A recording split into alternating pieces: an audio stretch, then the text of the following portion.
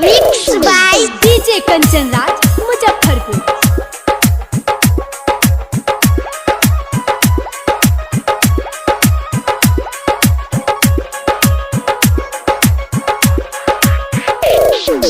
पढ़े जाली स्कूल हमारा पीछे पीछे जाला, पढ़े जाली स्कूल हमारा पीछे पीछे जाला।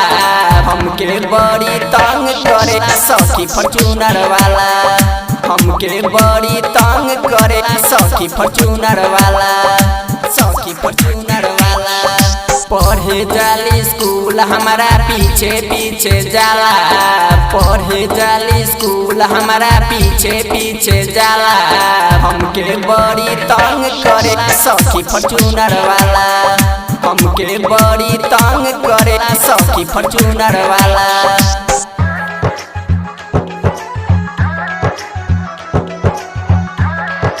Mix by DJ Kanchan Raj Muzaffarpur.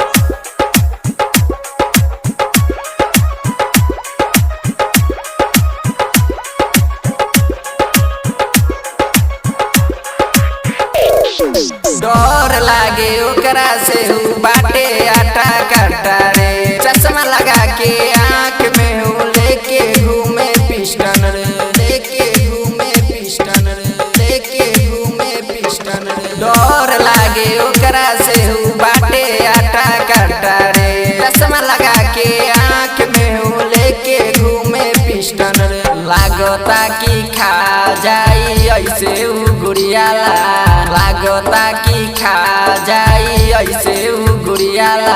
हमके बड़ी तंग करेला सखी फॉर्च्यूनर वाला, हमके बड़ी तंग करेला सखी फॉर्च्यूनर वाला।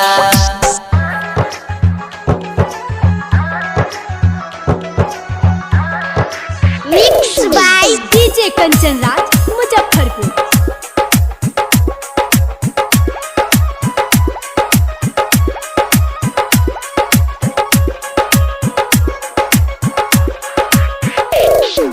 डीजे अभिषेक बिहारी मीठा पान खाला, तनिको नर सकिया उता केकरो से शर्माला, केकरो से शर्माला, केकरो से शर्माला।